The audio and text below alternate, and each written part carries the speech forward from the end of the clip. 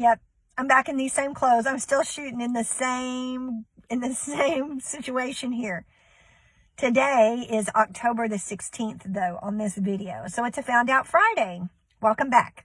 Okay, so we've covered 1, 2, 3. We've covered 4 areas. This is our 5th area to cover. I've asked you to take an inventory. I've asked you to start paying attention to the kids around you. We've talked about, or your kids, and your people that live in your house, right? So I've asked you to do several of those things. I'm going to talk a bit today about some things that you can look at regarding the tongue. I keep referencing that tongue. Keep going back to that tongue. Sleep disordered breathing is a multi-spoke wheel.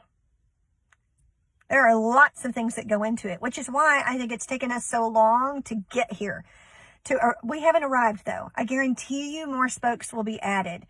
But as we continue to learn and as we continue to grow, here's sleep disordered breathing, and we've got tongue posture, we've got anxiety, we've got whether or not you were breastfed as a kid. We're going to cover some more about that and another time.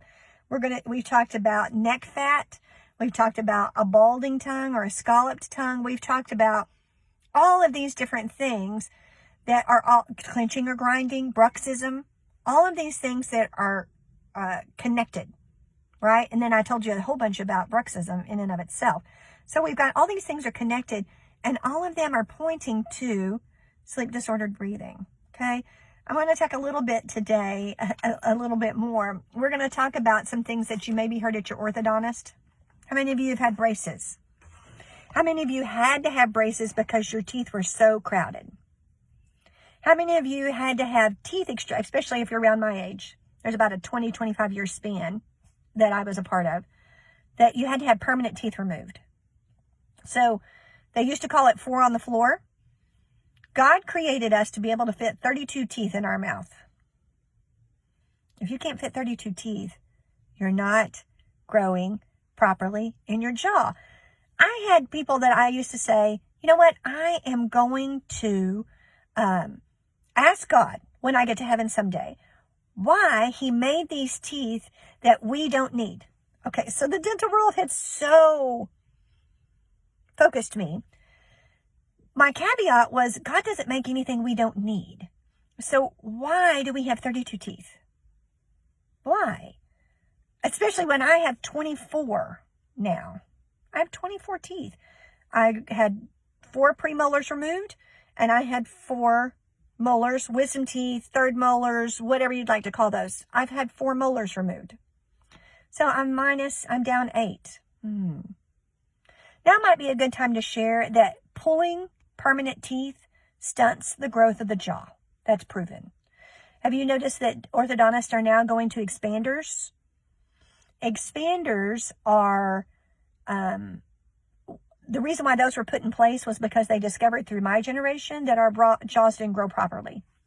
They didn't get the whole picture. They got part of the picture, but they didn't get the whole picture. More about that to come. So let's talk about what you found out at your orthodontist. Do you remember them classifying your bite?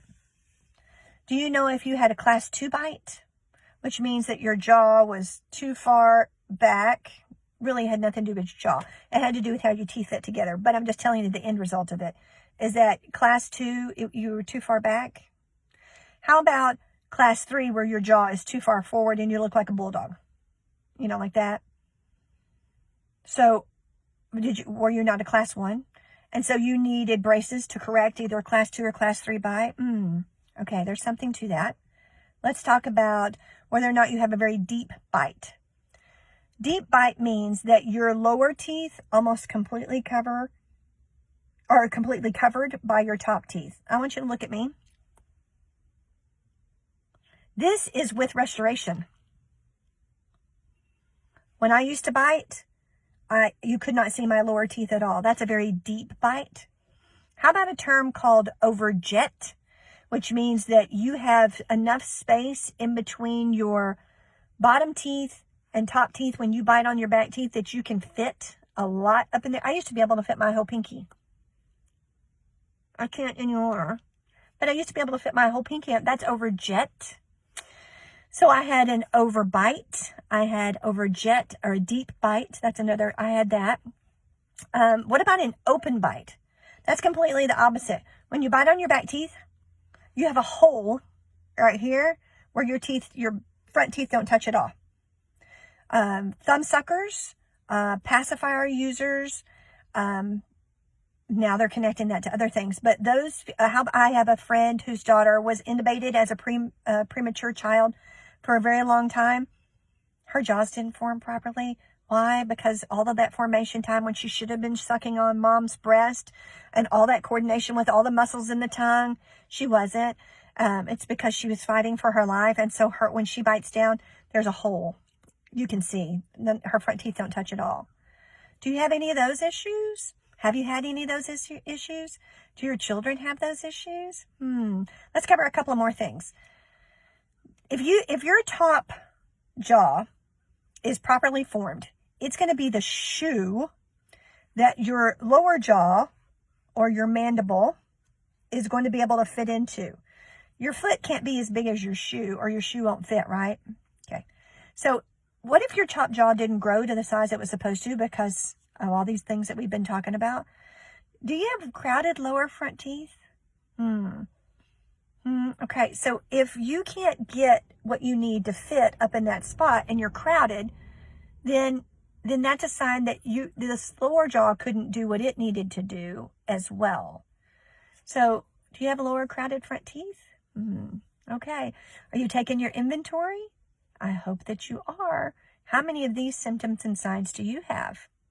Blessings.